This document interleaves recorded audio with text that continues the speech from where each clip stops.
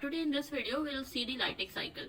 So in previous video you have seen how lysogeny is maintained, established and maintained. Now what the phage has to do, it has to shift from lysogeny to Lytic. Okay तो यहाँ पे हम देखेंगे कि फाज पहले lysogeny में था, अब उसे लाइटिक में शिफ्ट करना है, तो वो कैसे करेगा. ठीक है.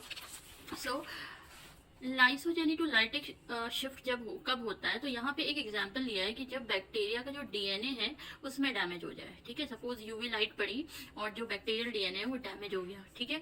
सो उस डैमेज के टाइम पे क्या होगा, जब भी डीएनए डैमेज होता है बैक्टीरिया में एक प्रोटीन होता है रेक ए, ये एक्टिवेट हो जाएगा because it will activate different DNA repair mechanism. ठीक है. तो रेक ए जैसे ही एक्टिवेट होगा, Rec A what it will do, it will stimulate the cleavage at C terminus of lambda repressor. So अगर आपको ये दिख रहा है तो ये जो यहाँ से डाइमराइजेशन डोमेन था, जो ये सी टर्मिनस पे लैम्डा रिप्रेसर का, ठीक है, क्योंकि without dimer it will not bind, मतलब ये डाइमर के फॉर्म में ही बाइंड करते थे. ठीक है. तो जब यहाँ पे ये कट यहाँ पे क्लीव कर देगा, रेक ए यहाँ से कट लगा देगा, तो ये जो इसकी डाइमराइजेशन की क्वालिटी थी और you can say cooperative activity थी कि एक को देख के दूसरा भी बाइंड कर रहा था, तो वो खत्म हो जाएगी. राइट. उसके खत्म होने की वजह से क्या होगा, अब लैम्डा रिप्रेसर वहाँ बाइंड नहीं कर पाएगा. ठीक है. तो cooperativity of lambda repressor is lost, और वो जैसे ही खत्म होगा, अब क्या होगा कि लैम्डा रिप्रेसर ऑपरेटर साइड से हट जाएगा. तो अब ऑपरेटर साइड एम्प्टी हो गई है, अब वहां पे क्या बाइंड कर जाएगा.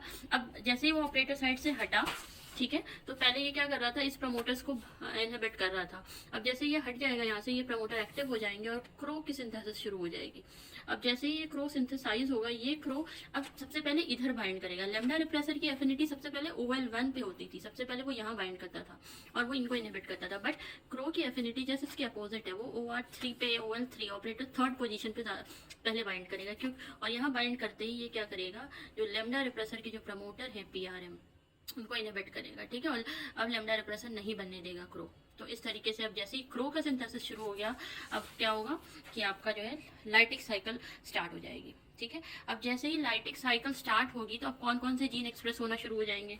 तो सबसे पहले क्या होगा आपका, जो कि पहले जो कि आपका क्यू जीन नहीं बन रहा था, अब ये क्यू बनना शुरू हो जाएगा. ठीक है. अब एक्टिव क्यू एमआरएनए का क्यू का मैच्योर्ड एमआरएनए बनेगा, प्रोटीन बनेगा, और वो लेट एंटी टर्मिनेटर बनाएगा. Q is a late anti terminator, always remember. ये लेट एंटी टर्मिनेटर अब यहाँ जाके बाइंड कर जाएगा TR प्राइम पे.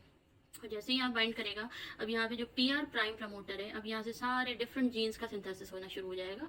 ठीक है. उसे हम कहते हैं डिलेड लाइटिक जीन जो होते हैं. ठीक है. या लेट लाइटिक जीन जो होते हैं, जो कि आपके हेड, टेल, ये सारी चीज़ें बनाते हैं, वो एक्सप्रेस होना शुरू हो जाएंगे. So that part is not discussed. ठीक है. वो पार्ट हमें नहीं पढ़ना है डिटेल में, बस हमें लाइटिक और जो रेप्लिकेशन वाला पार्ट था, जितना ट्रांसक्रिप्शन वाला पार्ट था, वो हमें बस पढ़ना है. ठीक है. तो यहाँ पे जो है जितने भी हेड कैप्सिड वाले जीन हैं वो सारे एक्सप्रेस होना शुरू हो जाएंगे आपके. ठीक है. सो नाउ ये हमने लाइटिक जीन पढ़ लिया. ठीक है. Little bit will see. अच्छा, क्रो की जो एफिनिटी होती है ऑपरेटर से, वो जस्ट लैम्डा रिप्रेसर से अपोजिट होती है. ठीक है. क्रो की एफिनिटी सबसे हाईएस्ट OR3 पे होती है या OL3 पे होगी, फिर 2 पे होगी, फिर 1 की होगी, जबकि लैम्डा रिप्रेसर की जो एफिनिटी होती है वो सबसे ज़्यादा आपकी 1 से होती है. ठीक है. फिर 2. तो ये एक चीज़ आप याद रखिएगा. नाउ विल सी कि जो आपका एंटी टर्मिनेटर है वो कैसे वर्क करता है. अर्ली स्पेशली जो N है आपका अर्ली एंटी टर्मिनेटर, ये कैसे जो है टर्मिनेशन को ब्लॉक करता है. तो अगर आपने इस सर्किट डायग्राम में एक चीज़ देखी होगी जिसको हम बोलते हैं नट. ठीक है. नट ये लेफ्ट साइड का है, फिर ये राइट साइड का है. तो ये क्या चीज़ है, तो जब ये एक्सप्रेस होता है, ठीक है, ये नट आर का जो mRNA है, ये जब mRNA बनता है तो इसमें कुछ डोमेन, ये कुछ रीजन होते हैं जिसको हम बोलते हैं बॉक्स B, बॉक्स A. ठीक है. और ये जो है लूप लाइक स्ट्रक्चर बनाता है कुछ इस तरीके का, और यहाँ पे आपके N प्रोटीन बाइंड करते हैं. ठीक है. सो ओवरऑल बस इतना समझना है कि ये जो N जो है नट R के mRNA पे बाइंड करता है. ठीक है. जो mRNA बनता है उस पर बाइंड करता है, जिसकी वजह से क्या होता है कि जो RNA पॉलीमरेज जो होता है ना, ये यहाँ से बाईपास कर जाता है. मीन्स टू से कुछ RNA पॉलीमरेज के स्ट्रक्चर में कुछ चेंज आ जाता है, जिसकी वजह से वो टर्मिनेशन को रिकॉग्नाइज नहीं करेगा, सीक्वेंस को, और आगे बढ़ जाएगा. तो बस ये इतना से समझना है. So will discuss some question. ठीक है. तो आपको क्लैरिटी हो जाएगी. Will see questions. सो ये December 19 का क्वेश्चन है, पिछले साल का क्वेश्चन आया हुआ था, 2 मार्कर है. और क्वेश्चन है which one of the following, okay, I hope now you can see it clearly. Which one of the following regulatory protein can act as positive and negative regulator on binding to DNA element? मतलब इसमें से कौन सा protein है जो negative और positive दोनों regulation कर रहा है? So lac repressor, lac I, this is a bacterial protein, ठीक है, ओपेरॉन का है. तो लैक रिप्रेसर जो होता है वो सिर्फ नेगेटिवली रेगुलेट करता है, मतलब ऑपरेटर पे बाइंड करके ट्रांसक्रिप्शन को ब्लॉक करता है, वो कभी भी ट्रांसक्रिप्शन करवाता नहीं है, मतलब पॉजिटिव वे में नहीं करता. तो ये आंसर नहीं होगा. फिर ये अराबिनोज के जो ओपेरॉन होते हैं, ठीक है, वो भी नहीं है. ट्रिप रिप्रेसर भी पॉजिटिवली या दोनों रेगुलेशन नहीं करेगा.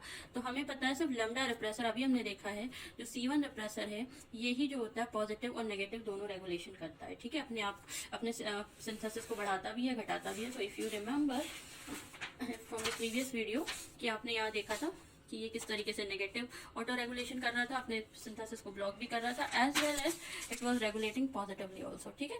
सो अगर आपने ये वीडियो नहीं देखा है, go to my playlist and watch that video. तो एक तो क्वेश्चन ये था आपका 2 मार्कर, बहुत इजी था. Will see the next question. And ये दिसंबर 2013 का क्वेश्चन है, वेरी इंटरेस्टिंग, ठीक है. तो इसमें इन्होंने पूरी स्टोरी लिख रखी है कि bacteriophage, lambda is a temperate bacteriophage, 2 mode of life cycle, several gene and all. बस इन्होंने एक फ्लो डायग्राम बनाया, इसके बेसिस पे पूछा है कि कौन सा करेक्ट है. So will see second one. तो एन प्रोटीन बना आपका, ठीक है. अब ये कह रहा है कि जो ये एन है ये 3 डिफरेंट प्रोटीन का एक्सप्रेशन करवाता है, C2, C3, ZIS, Q. Okay fine, यहाँ तक तो सही था कि हमने देखा था फास्ट जैसे ही एंटर कर रहा था सबसे पहले कौन से जीन एक्सप्रेस हो रहे थे, एन एंड क्रो, ठीक है. तो एन तो इन तीनों का एक्सप्रेशन करवा रहा है, ठीक है फाइन, इसकी मदद से हो रहा है. अब ये कह रहा है C2 जो है C1 का करवाता है, ठीक है, हेल्प करता है ये C1 के एक्सप्रेशन में. फिर कह रहा है C1 जो है इंटीग्रेस इंट प्रोटीन का करवाता है, इन जीन का एक्सप्रेशन करवाता है, ठीक है. इंट का नहीं करवाता है C1. C2 की प्रेजेंस में इंट का एक्सप्रेशन होता है लेकिन C1 नहीं करवाता. तो ये रॉन्ग हो जाएगा. कमिंग टू दिस, ठीक है, एन जो है ZIS, C3, C2, C1, ठीक है. तो ZIS का करवा रहा है, ठीक है, हेल्प कर रहा है. नहीं, ZIS का भी नहीं करता ये हेल्प. ZIS तो C2 की प्रेजेंस ओके करता है, ZIS का करता है, बट C1 का एक्सप्रेशन नहीं करवाता है, ठीक है. ये C1 का एक्सप्रेशन नहीं करवाएगा, तो इसलिए ये भी गलत हो जाएगा. अब विल कम टू हियर, ठीक है, इस पॉइंट पे आते हैं. अब ये कह रहा है कि एन जो है C3 का एक्सप्रेशन करवा रहा है, ठीक है, और Q का एक्सप्रेशन करवा रहा है, ठीक है. अब C3 C2 का एक्सप्रेशन करवा रहा है और फिर कह रहा है कि C2 जो है फिर C1 इंट ZIS इसका करवाएगा, नहीं, ये भी गलत हो जाएगा. तो the correct option is this one कि N की प्रेजेंस में Q, C3, C2 एक्सप्रेस होंगे, राइट. और C3 जो होगा पॉजिटिवली रेगुलेट करेगा C2 को. हमें पता था C3 जो है FTSH का अल्टरनेट सबस्ट्रेट की तरह एक्ट करता है और इसको हेल्प करता है इसको स्टेबलाइज करने में, ठीक है. फिर C2 जो है C1 और इंट का एक्सप्रेशन करवाता है और ये लाइसोजेनी प्रमोट करते हैं, और ये जो Q है ये लाइटिक करता है. तो ये 4 मार्कर क्वेश्चन था आपका, कुछ भी नहीं था, बस आपको थोड़ा सा सर्किट डायग्राम के थ्रू पता होना चाहिए था कौन एक्सप्रेस करवा रहा है, तो आसानी से आपका ये क्वेश्चन निकल जाता. तो आई होप कि लैम्डा फाज के बारे में आपको समझ आ गया होगा. सो वीडियो को सुनिएगा first time, may be it will be little bit difficult, आपको नहीं समझ आएगा फर्स्ट टाइम में. सो 1-2 बार करके आप सारे वीडियो जो भी 3 वीडियोस हैं वो सुनिए, सो आपको क्लैरिटी हो जाएगी. Thank you so much.